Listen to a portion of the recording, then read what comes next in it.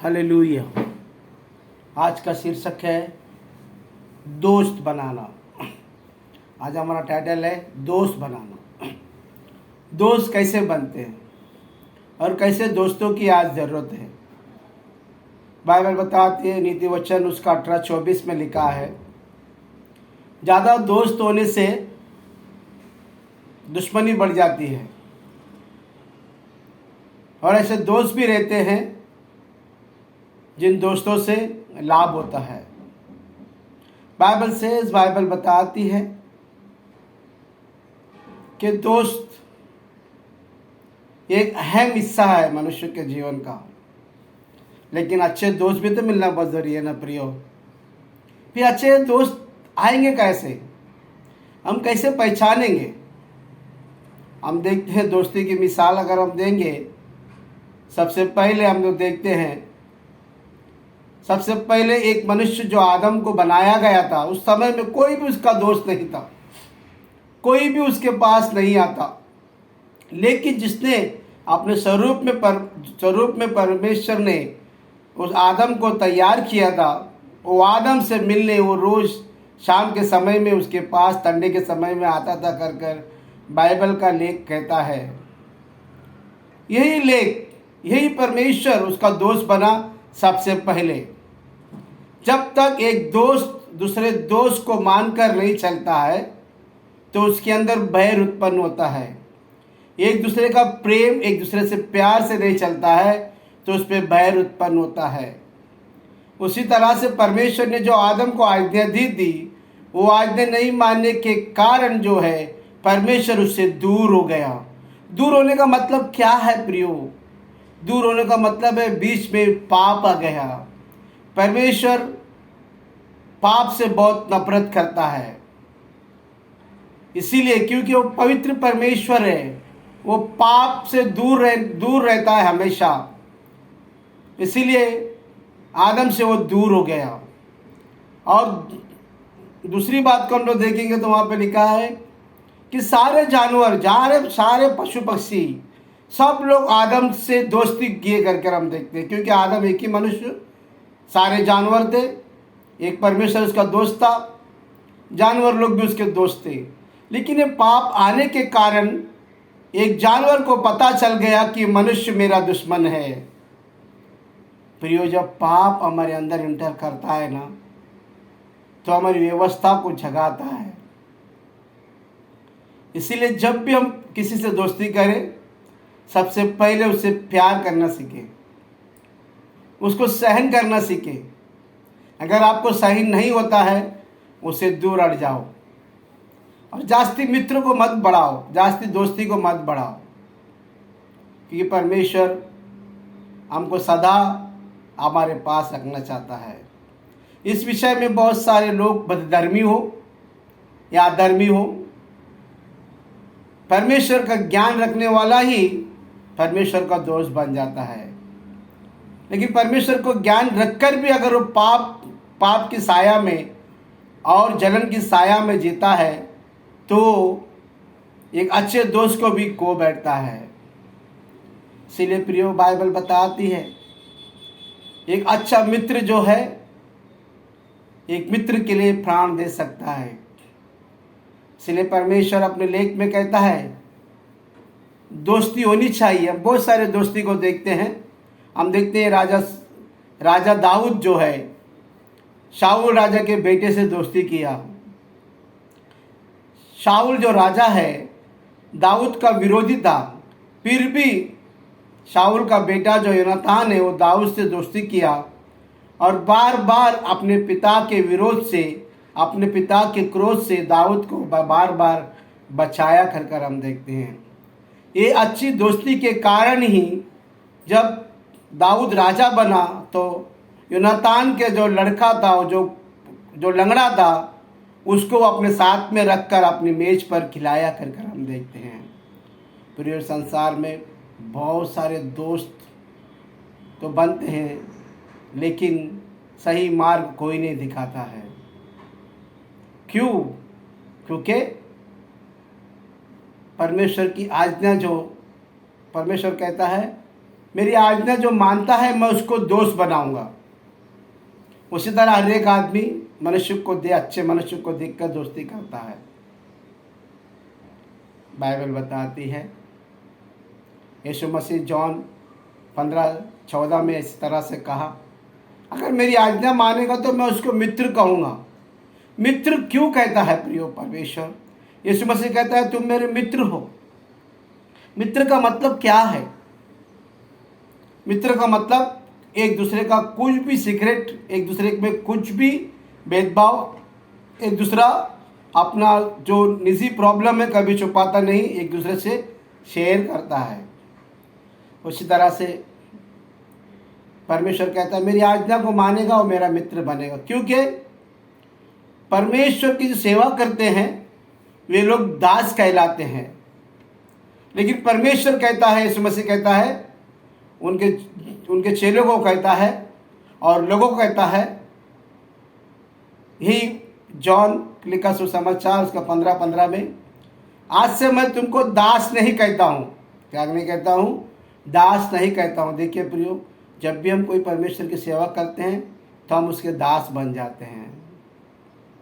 लेकिन यीशु मसीह यहाँ पर कहता है चलो लोग से, आज से मैं तुमको दास नहीं कहूँगा, क्योंकि दास नहीं जानता कि उसका गुरु कभी आएगा कभी जाएगा, लेकिन उसका मित्र को सारी बातें वो बताएगा कि वो कभी आएगा कभी जाएगा, कौन से समय में आएगा, कौन से समय में वो तुमसे मिलेगा। हालेलुया।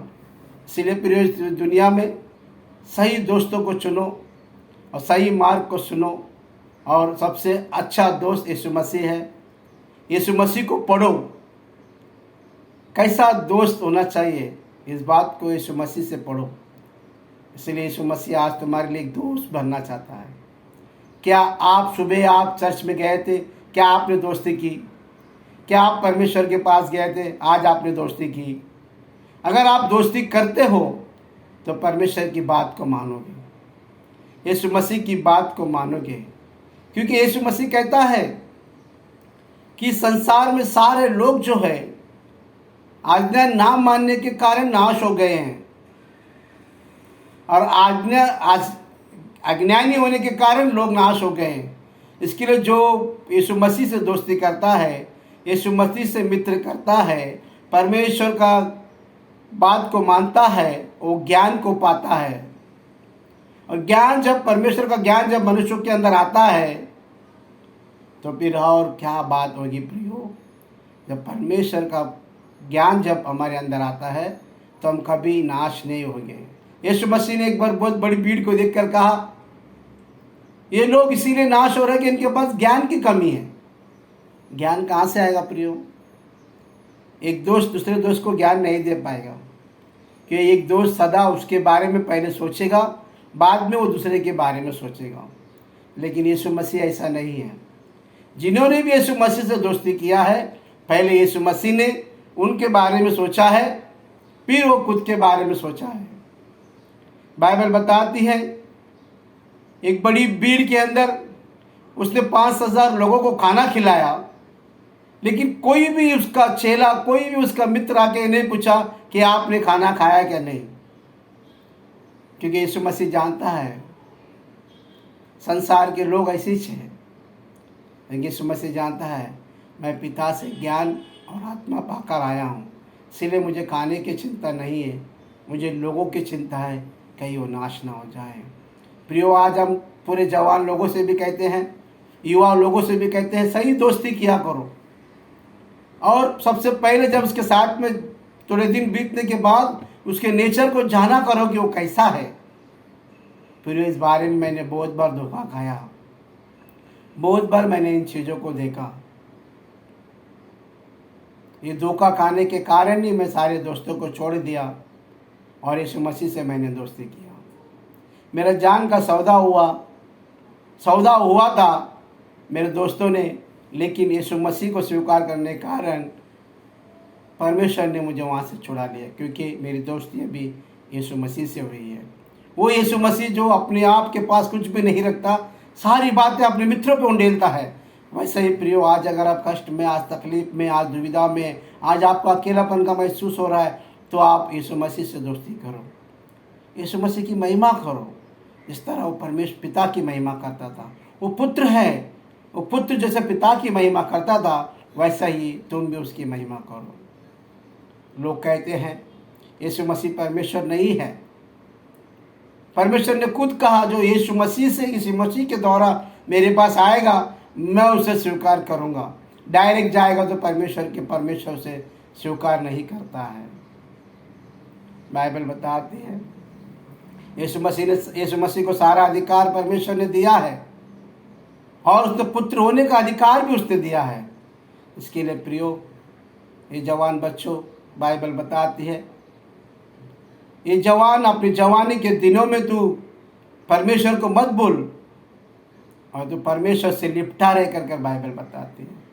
जितने भी लोग आज इस मैसेज को देख रहे हैं, इस मैसेज को पढ़ रहे हैं, अगर यीशु मसीह कहता है कि तू मेरा मित्र है और तू कहता है हाँ मैं यीशु मसीह को स्वीकार करता हूँ कि यीशु मसीह मेरा मित्र है, तो आज के बाद तो उसकी बातों पे ध्यान दे।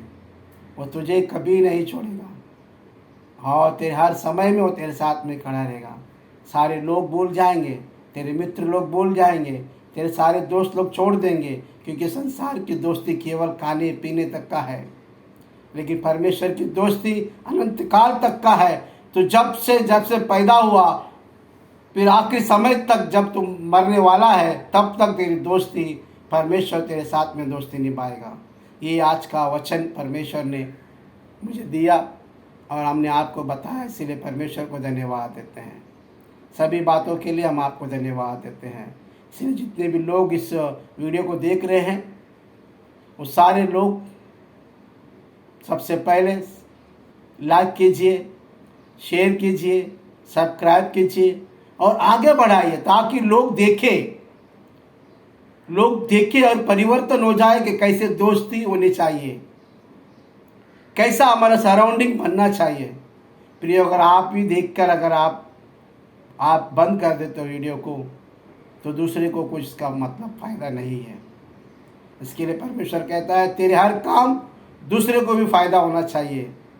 अगर हम शेयर नहीं करते हैं तो इसका मतलब हम लोग सेल्फिश कहलाते हैं। यहाँ पे कोई धर्म की बात नहीं चल रही है, ये तो सिर्फ जीवन परिवर्तन की बात चल रही है।